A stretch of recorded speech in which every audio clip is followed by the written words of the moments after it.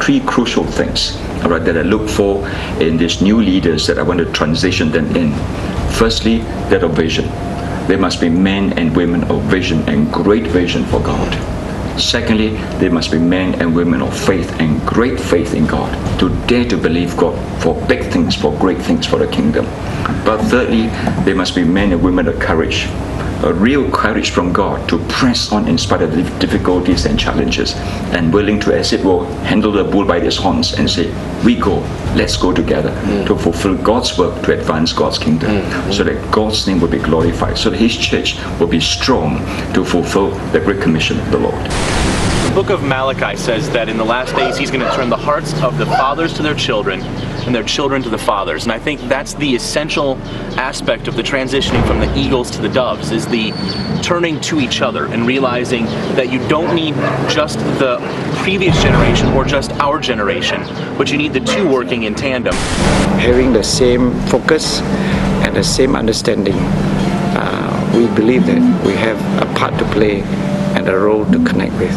I think we must always think in terms of two-generation transition. Good. Those in the 40s or so that I'm transitioning over, but also those in the 20s and early 30s that I'm thinking about as well. So that when we can transition well to the next generation and also the following generation, then I believe there is hope and a future for the church. Both of us work together. It is the calling from the Lord. Elijah is the man that sits at the feet of Elijah. Hear the teaching from Elijah. So passing on the mantle is not just a short period when he saw the chariot. No, he's already passed. The most important thing, I believe him.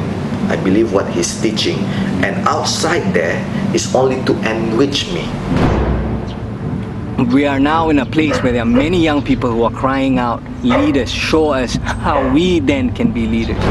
You guys were sent out to rough it. You were sent out to get a vision and take it. And you went to countries where nobody had been before. And so you've laid a foundation where we can come and stand on your shoulders and not discredit what you've done over all these years. We can stand on your shoulders and say, we're going to go farther, but it's only because we've had the eagles to lay the foundation for us.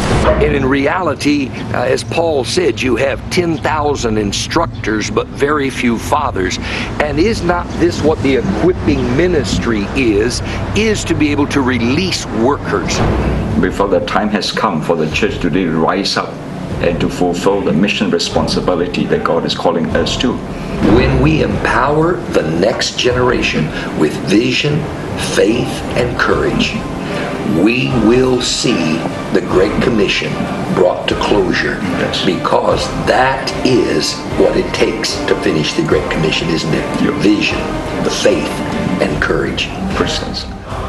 As leaders, we need to understand that transition is inevitable. Regardless of whether we're passing the baton or receiving the baton, we're both running the race, and we have to run the race together. And how we make that transition will determine the life of our ministries and the future of the kingdom of God.